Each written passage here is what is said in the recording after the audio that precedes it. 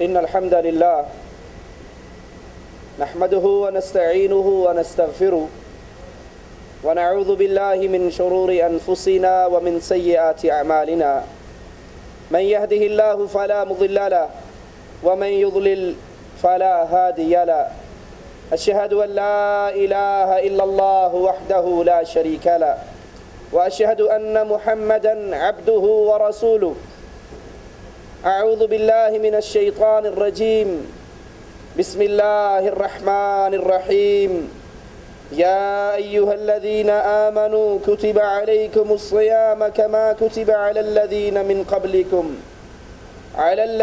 من قبلكم لعلكم تتقون.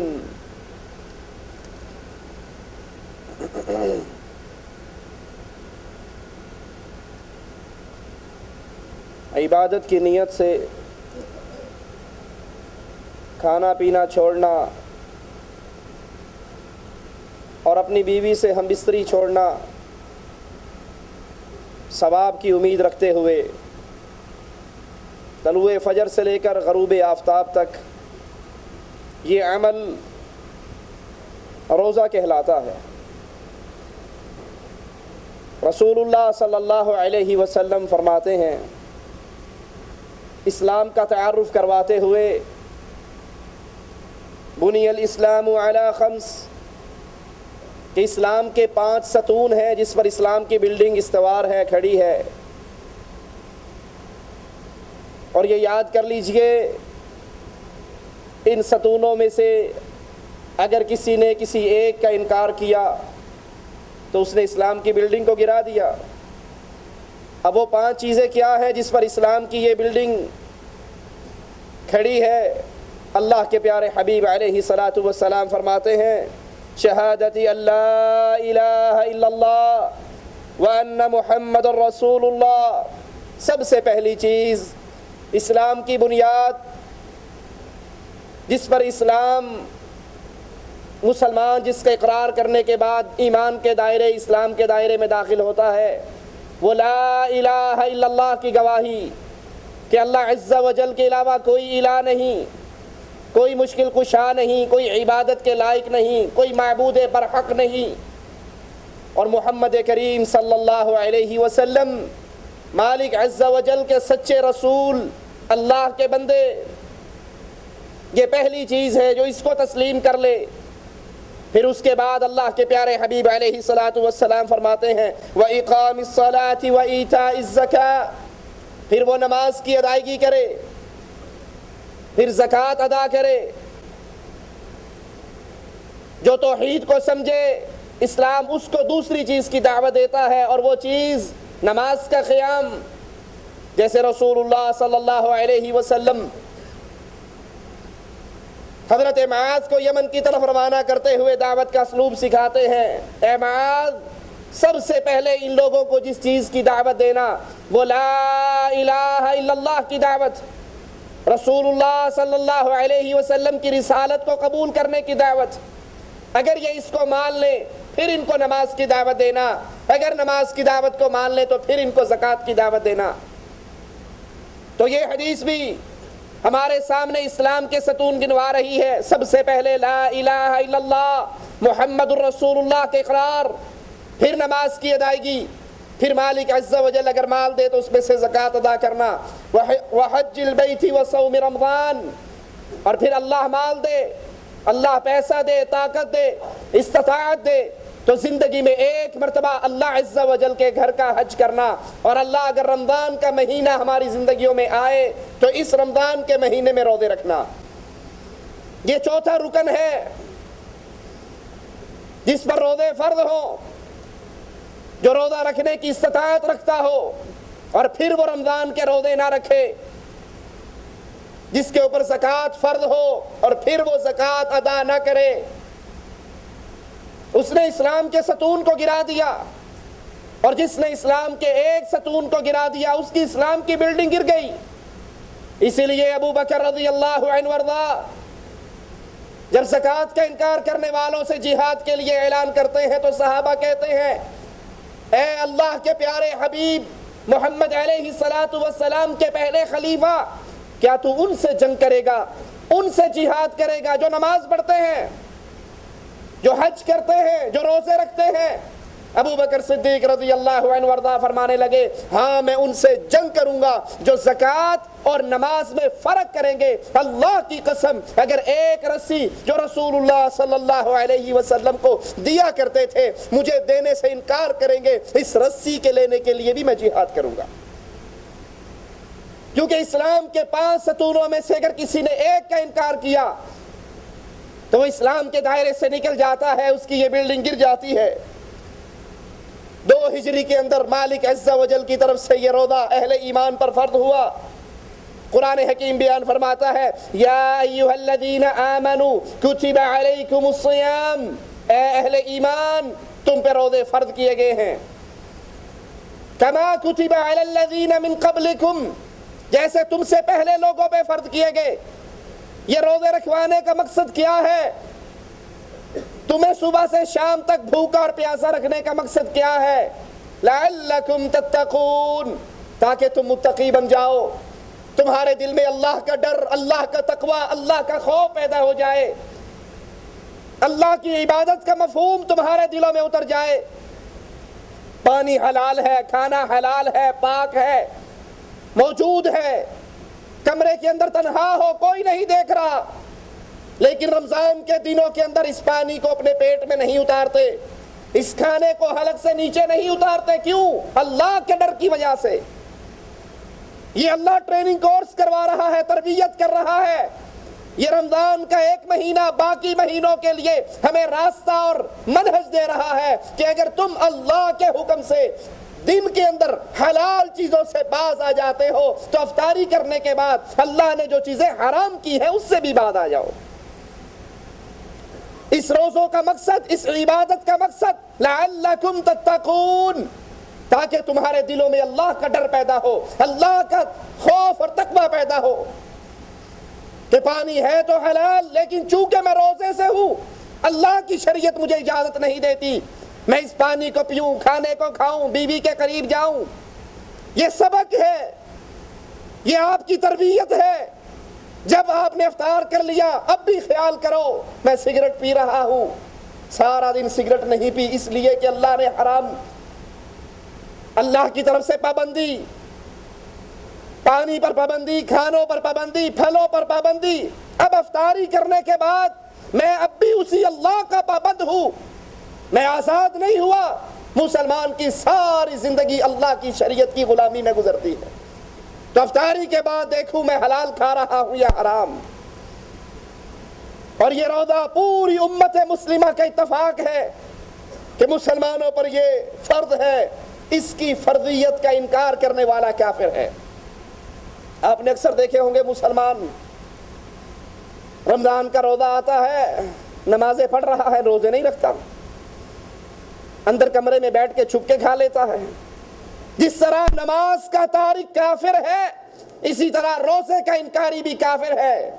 اور یہاں پر بڑی عجیب بات جو اکثر ہمارے دیکھنے میں آتی ہے، رمضان کے روزوں میں، رمضان کے مہینے میں مسلمان روزے سے رہتا ہے، سحری کھا کر سوتا ہے، عصر پہ اٹھتا ہے، عصر کے بھی 5 بجے 6 بجے اٹھتا ہے، ظہر کی نماز نہیں پڑھتا، عصر کی نماز بھی نہیں پڑھتا۔ اسے پوچھو بھائی یہ کیا؟ کہا جی آپ کو نہیں پتا میں نے روزہ رکھا ہوا ہے۔ اب وہ روزے رکھ رہا ہے لیکن نمازوں سے فارغ ہے، نمازیں نہیں پڑھتا۔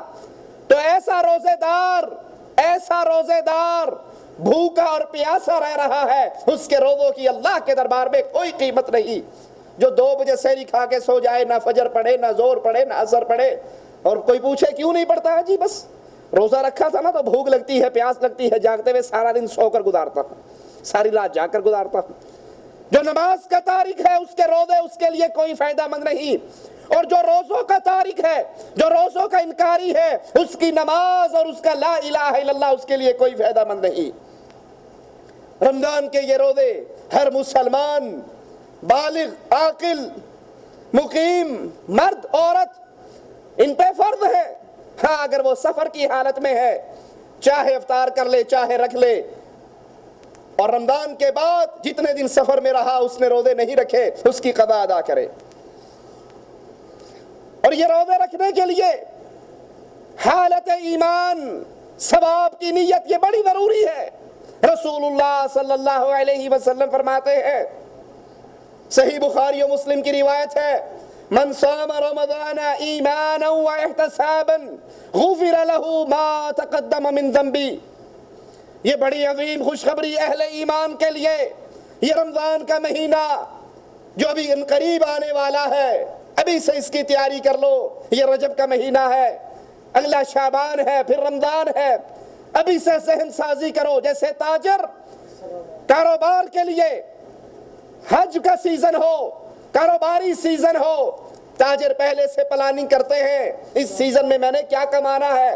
یہ رمضان کا مہینہ نیکیوں کا سیزن ہے، نیکیوں کی بہار ہے، توبہ کا سیزن ہے، معافی کا سیزن ہے، جنت میں آسانی سے داخل ہونے کا سیزن ہے۔ کیسے؟ رسول اللہ صلی اللہ علیہ وسلم فرماتے ہیں، من صام رمضان ایمانا واحتسابا غفر له ما تقدم من ذنبی۔ جو انسان رمضان میں روزے رکھ لے، دو شرطیں بنیادی، ایمان، حالت ایمان میں، واحتسابا، نیکی کی امید رکھتے ہوئے، من صام رمضان ایمانا واحتسابا، جو حالت ایمان میں ثواب کی امید، اجر کی امید، نیکی کی امید سے روزہ رکھ لیتا ہے، غفر له ما تقدم من ذنبی، اللہ اس کی زندگی کے پچھلے ہر گناہ کو معاف کر دیتا ہے۔ یہ اللہ کی طرف سے اعلان، یہ اللہ کی رحمت کا معاملہ۔ رسول اللہ صلی اللہ علیہ وسلم فرماتے ہیں، من قام رمضان ایمانا واحتسابا غفر له ما تقدم من ذنبی، جو حالت ایمان میں ثواب کی امید سے روزے رکھ لیتا ہے، قیام کر لیتا ہے، تراویح پڑھتا ہے، اللہ کے لیے جاگتا ہے، تو پھر نتیجہ وہی نکلتا ہے، غفر له ما تقدم من ذنبی، اللہ اس کی زندگی کے گناہوں کو معاف کر دیتا ہے۔ اس حدیث سے ثابت کیا ہوا کہ روزہ رکھتے ہوئے ہماری نیت کیا ہو کہ یار رکھ ہی لینے ہیں، نہ رکھیں گے تو لوگ کی کہیں گے، لوگ کیا کہیں گے اگر نہ روزہ رکھا، لوگ تانے دیں گے، باتیں بنائیں گے۔ دکھلاوا اور ریاکاری ہے تو یہ روزے بیکار ہیں۔ اگر دکھلاوا اور ریاکاری کا روزہ رکھا، ثواب کی امید دل میں نہیں، اللہ کو راضی کرنا مقصد نہیں، لوگوں کے درمیان تشہیر ہے، لوگوں کو دکھلانا مقصود ہے، تو یہ ساری عبادت بیکار ہو جاتی ہے۔ اور اگر روزہ رکھنے کے بعد یاد کر لیجئے، روزہ صرف کھانے پینے سے رکنے کا نام نہیں۔ روزہ رکھا ہوا گالی پہ گالی دے رہا ہے، روزہ رکھا ہوا فلمیں دیکھ رہا ہے، روزہ رکھا ہوا گانے سن رہا ہے، روزہ رکھا ہوا غیبتیں کر رہا ہے، روزہ رکھا ہوا چغلیاں کر رہا ہے، روزہ رکھا ہوا جھوٹ بول رہا ہے، تو یہ روزہ اس کا بیکار ہے۔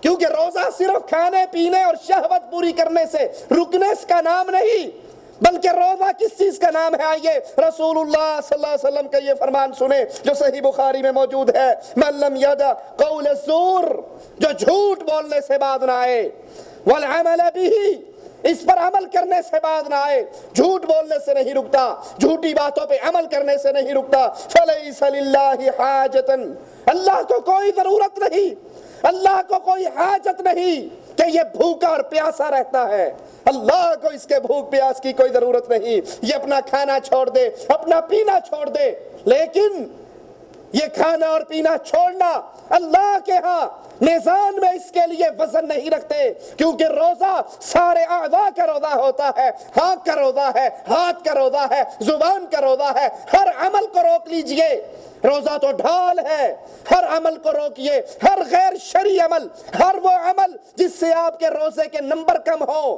آپ کی عبادت کے نمبر کم ہو، اس سے رک جائیے۔ میں کھانا پینا چھوڑ دوں اور سارا دن ٹیلی ویژن کے سامنے، ڈش انٹینے کے سامنے، کیبل کے سامنے، سیڈیوں کے سامنے گزاروں، میں روزے دار ہوں؟ جھوٹ بولتا ہوں۔ میں نے روزہ رکھا لیکن جھوٹ ویسے ہی، غیبت اور چغلیاں، لوگوں کی اس کی اس کو لگائی، اس کی اس کو لگائی، اس کو اس سے لڑوایا، اس کو اس سے لڑوایا، تو یہ روزہ نہیں۔ اللہ کو کوئی حاجت نہیں۔ جو روزہ رکھنے کے بعد جھوٹ بولنا اور جھوٹ پہ عمل کرنا اس سے باز نہیں آتا، اس کی یہ عبادت بیکار ہے۔ رسول اللہ صلی اللہ علیہ وسلم فرماتے ہیں، الصیام جنہ فَإِذَا كَانَ يَوْمُ صَوْمِ أَحَدِكُمْ فَلَا يَرْفُثْ ولا يسخب فإن سابه أحد أو قاتله فليقل إني صائم. روزہ ایک ڈھال ہے، جہنم سے ڈھال ہے. جب بھی تم میں سے کوئی روزے دار ہو وہ گالیاں نہ دے، وہ گندی باتیں نہ کرے، وہ زبان سوچ سمجھ کے استعمال کرے، کسی سے لڑائی نہ کرے. اور اگر کوئی اس کو گالی دے، کوئی اس سے لڑائی کرے تو اس کو جواب میں کیا کہے؟ انی صائم، میں روزے سے ہوں. بھائی تیری مرضی ہے، تو نے مارنا ہے مار لے، تو نے گالیاں دینی ہے دے لے، میں تو حالت روزہ میں ہوں، میں تیری باتوں کا جواب نہیں دے سکتا. اور جب مسلمان کسی کی زیادتی پہ خاموش ہو جاتا ہے، رسول اللہ صلی اللہ علیہ وسلم فرماتے ہیں دو آدمی کسی مسئلے میں جھگڑے، یہ کہے میرا حق ہے، یہ کہے میرا حق ہے، کسی چیز پہ دعویٰ ہے، وہ کہتا ہے میرا ہے، وہ کہتا ہے میرا، اسی پہ جھگڑا ہو رہا ہے. پیارے حبیب علیہ الصلوۃ والسلام فرماتے ہیں حق والا، سچ والا جس کا وہ حصہ بنتا ہے، اگر جھگڑا ختم کرنے کی نیت سے اپنے حق سے دستبردار ہو جاتا ہے کہ یار تو لڑ نہ، لے لے جان، چھوڑ، لڑائی نہ کر، گالیاں نہ دے، پیارے حبیب فرماتے ہیں میں اس کے لیے جنت میں ایک چبوترے کی گارنٹی دیتا ہوں. تو روزے کی حالت میں اگر کوئی لڑتا ہے، کوئی گالی دیتا ہے، کوئی مارتا ہے، کوئی یہاں پر بدتمیزی کا مظاہرہ کرتا ہے تو اس کو ایک جواب دیجئے انی صائم، میں تو روزے دار ہوں، میں تیری بات کا جواب نہیں دے سکتا. روزے دار کو چاہیے ہر طرح کی بری باتوں سے، فضول کلام سے، فضول باتوں سے اپنے آپ کو، اپنے دامن کو بچا کر رکھے. اور سوچ لیجئے جب کسی کی لڑائی کا جواب نہیں دینا، جھوٹ نہیں بولنا، غیبتیں نہیں کرنی، چغلی نہیں کرنی، تو کیا روزے دار کے لیے جائز ہے کہ وہ سارا دن ٹیلی ویژن کے سامنے بیٹھ کر فضول کاموں میں اپنا وقت گزار دے؟ یہ روزہ اور یہ حالت روزہ تو بڑا عظیم عمل ہے. اس عمل میں دعا کیجئے. رسول اللہ صلی اللہ علیہ وسلم فرماتے ہیں روزے دار کی دعا کو اللہ رد نہیں کیا کرتا. مالک عز و جل فرماتا ہے، حدیث قدسی ہے، آدم کے ہر بیٹے کا عمل، اس کا ہر عمل، آدم کے بیٹے کا ہر عمل اس کے لیے ہے. وہ نیکی کرتا ہے، اس کی نیکی میں اضافہ کیا جاتا ہے. ایک نیکی کرے گا، مالک عز و جل فرماتا ہے ایک نیکی کو 10 گنا بڑھا کر اجر دیتا ہوں، اور 10 گنا سے لے کے 700 گنا تک بھی اجر بڑھ جاتا ہے. آدم کا بیٹا ایک نیکی کرے 10 گنا اس کو ثواب ملتا ہے، 700 گنا تک بھی ثواب دیتا ہوں. لیکن سنو، الصوم لی وانا اجزی بہ، لیکن روزے کی یہ مثال نہیں ہے لوگوں. باقی نیکیوں کا یہ معاملہ ہے، ایک نیکی کرو گے 700 اجر پاؤ گے، لیکن مالک کہتا ہے روزہ خاص میرے لیے ہے، اس کی جزا اور ثواب بھی قیامت کے دن میں ہی عطا کروں گا. الصوم لی، مالک کہتا ہے روزہ میرے لیے، اس کی جزا بھی میں نے دینی ہے. روزہ گناہوں کے خاتمے کا سبب بن جاتا ہے. رسول اللہ صلی اللہ علیہ وسلم فرماتے ہیں 5 نمازیں، جمعے کے بعد دوسرا جمعہ، رمضان کے بعد دوسرا رمضان، 5 نمازیں، جمعے کے بعد دوسرا جمعہ، رمضان کے بعد دوسرا رمضان، درمیان کے گناہوں کے لیے کفارہ بن جاتا ہے، بشرط کہ یہ آدمی اس دوران گناہ کبیرہ کا ارتکاب نہ کرے. صحیح مسلم میں یہ روایت ہے. یہ رمضان کے آپ نے روزے رکھے، اگلے رمضان تک صغیرہ جتنے آپ سے گناہ ہوئے آپ نے کبیرہ کا ارتکاب نہیں کیا، اگلا رمضان آ گیا اس کے روزے رکھے، اللہ اپنی رحمت سے اس پورے سال کے گناہوں کو معاف کر دیتا ہے. یہ مالک کی عطا ہے. روزہ قیامت کے دن سفارش کرے گا. رسول اللہ صلی اللہ علیہ وسلم فرماتے ہیں الصیام والقرآن یشفعان للعبد، قیامت کا دن ہوگا. اللہ اکبر. یہاں تو کہنے والے بڑا کچھ کہہ جاتے ہیں، جہنم میں تو کیا میرا سایہ بھی نہ جائے گا، غوث پاک سے دیکھا نہ جائے گا. غوث کا دامن پکڑ کے مچل جائیں گے اور چپٹ جائیں گے اور پکڑ لیں گے. غوث چھڑا لیں گے، بابا چھڑا لے گا، مولا علی چھڑا لے گا. حشر کا میدان ہوگا، علی علی کا نعرہ ہوگا، ملنگوں کا قبضہ ہوگا. کہنے والے بڑا کچھ کہتے ہیں، لیکن سنیے قیامت کا منظر بڑا عجیب ہے. یہ پیر، یہ بابے، یہ مولوی، یہ ملا جو یہاں پر جیب بھرنے کے لیے اور پیٹ بھرنے کے لیے کہہ دیتے ہیں فکر نہ کرو ساڑھی 11ویں دن دے رہے آجے، اسی جانے تو رب جانے، آپ پہ نہیں بڑھنا گے.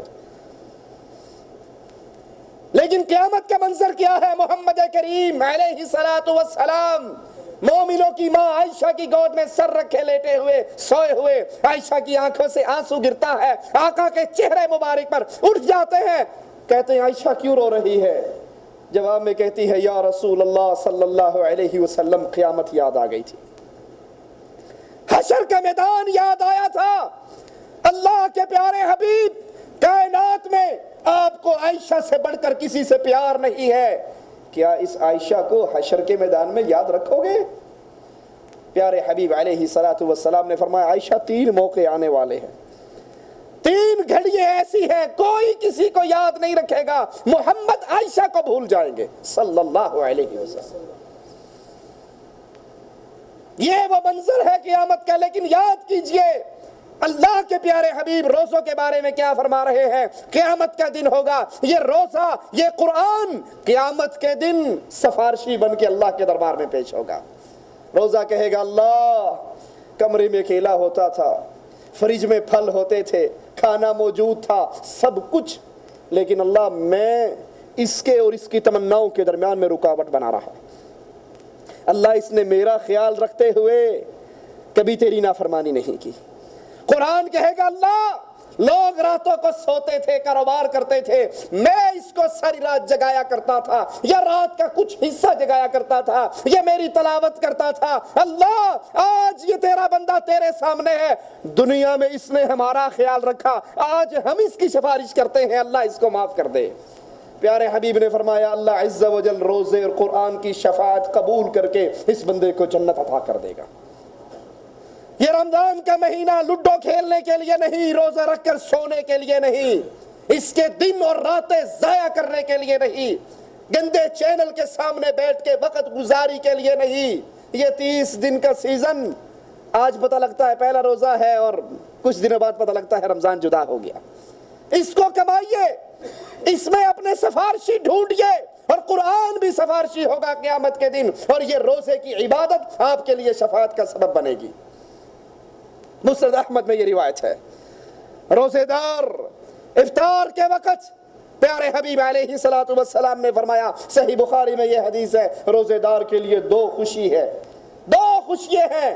ایک جب افطاری کرتا ہے تب اس کو خوشی ملتی ہے، اور ایک جب قیامت کے دن اللہ سے ملاقات کرے گا اس وقت یہ عمل اس کے لیے خوشی کا سبب بن جائے گا. کیسے خوشی کا سبب بنے گا؟ مالک عز و جل نے جنت میں ایک دروازہ باب الریان روزے داروں کے لیے خاص کیا ہے، جہاں سے صرف روزے دار گزریں گے، اور جب روزے دار اس دروازے سے جنت میں داخل ہو جائیں گے یہ دروازہ بند کر دیا جائے گا. یہ روزہ بڑی عظیم عمل ہے، یہ بڑی عظیم نیکی ہے.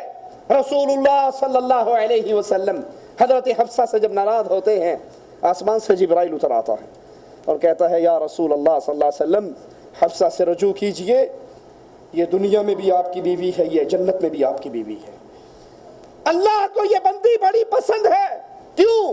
انہا قوامۃ صوامہ، اللہ کے پیارے حبیب یہ ایک عمل کرتی ہے اور اس کا یہ عمل اللہ کے ہاں بڑا عظیم مقام پر پہنچ چکا ہے. یہ قیام بہت کرتی ہے اور روزے بہت رکھتی ہے. یہ قیام اور صیام اس کی یہ نیکی اللہ کے ہاں بڑا عظیم مقام رکھتی ہے. اس سے رجوع کیجئے، یہ دنیا میں بھی آپ کی بیوی ہے اور جنت میں بھی آپ کی بیوی ہے. روزے دار جب روزہ رکھتا ہے اس کے منہ میں ایک بو پیدا ہوتی ہے، وہ دنیا والوں کے لیے تو بو ہوگی، لیکن یاد کر لیجئے اللہ کے ہاں یہ بو کستوری کی خوشبو سے زیادہ پیاری ہے. صحیح بخاری و مسلم کی یہ روایت ہے. اور جو ایک دن اللہ عز و جل کے لیے ایک دن روزہ رکھتا ہے، ایک روزہ اللہ کے لیے رکھنا، مالک عز و جل اس کے چہرے کو 70 سال جہنم سے دور کر دیتے ہیں. ایک روزہ، اور یہ نفلی روزوں کا ذکر ہے. ایک روزہ رکھنے والا انسان جہنم سے اس کے چہرے کو 70 سال دور کر دیا جاتا ہے. اور جو رمضان کے روزے رکھ لے اور رمضان کے روزوں کے بعد پھر 6 روزے شوال کے بھی رکھ لے، رسول اللہ صلی اللہ علیہ وسلم فرماتے ہیں جس نے رمضان کے روزے رکھے 30 روزے یا 29 روزے اور پھر 6 روزے شوال کے رکھ لے، کتنے ہو گئے؟ 35 یا 36؟ جو 36 روزے رکھ لیتا ہے اللہ اس کو پورے سال کے روزوں کا اجر عطا کر دیتا ہے۔ یہ اللہ کی رحمت ہے، یہ اپنے اہل ایمان بندوں پر اللہ کی عطا کا ایک منظر ہے۔ اور جس نے روزے دار کو افطار کروایا، رسول اللہ صلی اللہ علیہ وسلم فرماتے ہیں، ترمذی میں یہ روایت موجود ہے، جب انسان مسلمان دوسرے مسلمان روزے دار کی افطاری کرواتا ہے، جتنا اللہ ثواب روزے دار کو دیتا ہے اتنا ہی اجر افطاری کروانے والے کو بھی دے دیتا ہے، اور روزہ رکھنے والے کے اجر میں کوئی کمی نہیں ہوتی۔ جتنا ثواب روزے دار کا اتنا ہی ثواب مالک عز و جل افطاری کروانے والے کو بھی دے دیتا ہے۔ ہر مہینے کے اندر کوشش کیجئے کم از کم 3 روزے رکھیں، تلاش کیجئے، یاد کیجئے، اپنی ڈائریوں میں روٹین بنائیے، عادت بنائیے، عرفہ کا دن آئے جب حاجی عرفات میں اکٹھے ہو اس دن کو روزہ رکھیے، عاشورہ کا روزہ رکھیے، اور جمعرات اور سوموار کا روزہ رکھیے۔ رسول اللہ صلی اللہ علیہ وسلم فرماتے ہیں اس دن اعمال اللہ کے دربار میں بلند ہوتے ہیں، اور میرا جی چاہتا ہے جب میرے اعمال اللہ کے دربار میں بلند ہو تو اس میں لکھا ہوا ہو تیرا بندہ آج روزے سے تھا۔ اللہ کے پیارے حبیب علیہ الصلوۃ والسلام نے فرمایا ہر مہینے میں 3 دن کے روزے، رمضان کے روزے اگلے رمضان تک اس کے لیے کفارہ بن جاتے ہیں، اور یہ ہمیشہ کا روزہ ہے۔ جو 3 دن روزے رکھے، رمضان کے روزے رکھے، یہ ایسے ہے جیسے ہمیشہ کا روزے دار ہے۔ اور جو عرفہ کا روزہ رکھ لیتا ہے، رسول اللہ صلی اللہ علیہ وسلم فرماتے ہیں مجھے امید ہے اس کے اللہ 2 سال کے گناہوں کو معاف کر دیتا ہے۔ اور جو عاشورہ کا روزہ رکھتے ہیں، اور یاد کر لیجئے عاشورہ کے روزے کا تعلق شہادت حسین سے نہیں ہے، کربلا کے قصے سے نہیں ہے، بلکہ یہ روزہ اسلام سے پہلے بھی معروف تھا۔ اللہ کے پیارے حبیب مدینے میں آئے علیہ الصلوۃ والسلام، یہودیوں کو دیکھا روزہ رکھ رہے، کہا یہ کیسا روزہ ہے؟ کہا یہ موسیٰ علیہ السلام کو نجات ملی تھی فرعون سے، فرعون غرق ہوا تھا، اس کی خوشی میں ہم یہ روزہ رکھتے ہیں۔ اللہ کے پیارے حبیب نے فرمایا موسیٰ تو ہمارا بھائی ہے، ہم زیادہ حق رکھتے ہیں کہ ہم یہ روزہ رکھیں، لیکن سنو یہودیوں کی مخالفت کرو، ایک دن زیادہ وہ 10 کا رکھتے ہیں، تم اس کے ساتھ 9 کو ملا لو تاکہ وہ عمل بھی ہو جائے اور یہودیوں کی مخالفت بھی ہو جائے۔ اور ہر مہینے کے 3 روزوں کے بارے میں عمر ابن خطاب رضی اللہ عنہ وارضا، ابن مسعود اور ابو ذر سے جو روایت آتی ہے وہ عربی تاریخ کی 13، 14 اور 15 یہ 3 دن روزے رکھیے، اور اس کا پھر مالک کی طرف سے اس کا بدلہ اور اس کی عطا ایسے جیسے انسان ہمیشہ سے روزے دار ہے۔ یہ رمضان کا مہینہ بہاروں کا مہینہ ہے، نیکیوں کا مہینہ ہے، یہ نیکیوں کا سیزن ہے۔ یاد کر لیجئے جب رمضان کا مہینہ آتا ہے آسمان کے دروازے کھول دیے جاتے ہیں، جنت کے دروازے کھول دیے جاتے ہیں، جہنم کے دروازے بند کر دیے جاتے ہیں، شیاطین کو قید کر دیا جاتا ہے۔ صحیح بخاری اور مسلم میں یہ روایت موجود ہے۔ آسمان کے دروازے کھل گئے، جنت کو سجا دیا گیا، جنت کے دروازے کھول دیے گئے، شیطانوں کو قید کر دیا گیا۔ اب بھی کوئی بدنصیب نیکی کی طرف نہ بڑھے، وہ اپنے دل کی سیاہی پہ پھر اپنے من کو برا کہے۔ اللہ کی طرف سے تو عطا کا وہ معاملہ ہے کہ چھوٹے چھوٹے عمل پر انسان کے گناہوں کو معاف کر دیا جاتا۔ رسول اللہ صلی اللہ علیہ وسلم فرماتے ہیں اگر تم اپنے ملازموں کے کام میں، ان کے ٹائم میں، ڈیوٹی کے ٹائم میں تھوڑی سی کمی کر دیتے ہو اس لیے کہ یہ روزے دار ہے بیچارہ پریشان ہوگا، تمہارے اس عمل سے بھی اللہ راضی ہو کر تمہارے گناہوں کو معاف کر دے گا۔ اس مہینے میں قیام کیجئے ایمان اور ثواب کی نیت سے۔ تو یہ راتوں کا تراویح پڑھنا کتنا ٹائم لگتا ہے؟ تراویح پڑھنے میں آدھا گھنٹہ، پونا گھنٹہ لگا لو، کوئی قاری صاحب بڑی اچھی تلاوت کریں تو پونا گھنٹہ لگا لو۔ یہ 45 منٹ کا عمل اگر ایمان سلامت ہے، ثواب کی امید ہے، انسان کی زندگی کے گناہوں کو معاف کروا دیتا ہے۔ یہ رمضان کی بہاریں